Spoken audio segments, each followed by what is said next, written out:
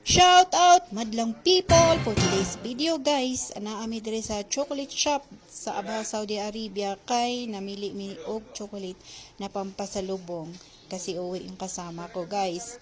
Mura lang dito guys yung mga chocolate nila. O di ba? Di ba mag-asawa nagsasama? Joke lang. Uy, may kupi ko candy din. Parang sa Pinas lang, kompleto talaga. So, ito yung mga chocolate, guys. Lahat ng mga klase na chocolate. Kahit anong gusto mo, andito.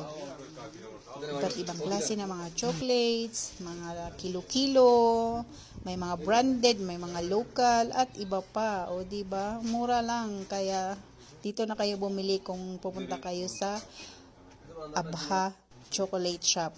Yan yung mga kilo-kilo na mga chocolate guys. So what are you waiting for? Bili na kayo, pampasalubong para sa Pilipinas. So itong mga chocolate guys per kilo siya. Marami kang mabibili kasi mura lang siya at marami na ang isang kilo. Nasa 15 real to 20 real, nasa 250 pesos to 180 pesos per kilo lang. O diba? Makamura ka talaga. Mura na, very affordable pa. Patok sa masa eh. Di wow, nag-promote.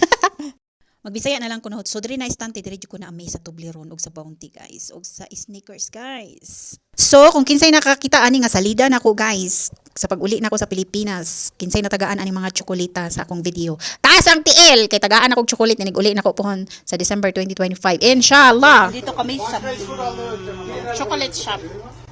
So, time for pusing. Pack. Ganon. Bye-bye. God bless, guys. Yan lang po ang aming video. Hope na enjoy kayo. Hope na gustuhan ninyo. Sa mga OFW DH, especially Saudi Arabia, guys, ingat tayong lahat. Laban-laban lang. Be strong, be positive para sa pamilya natin. Mama!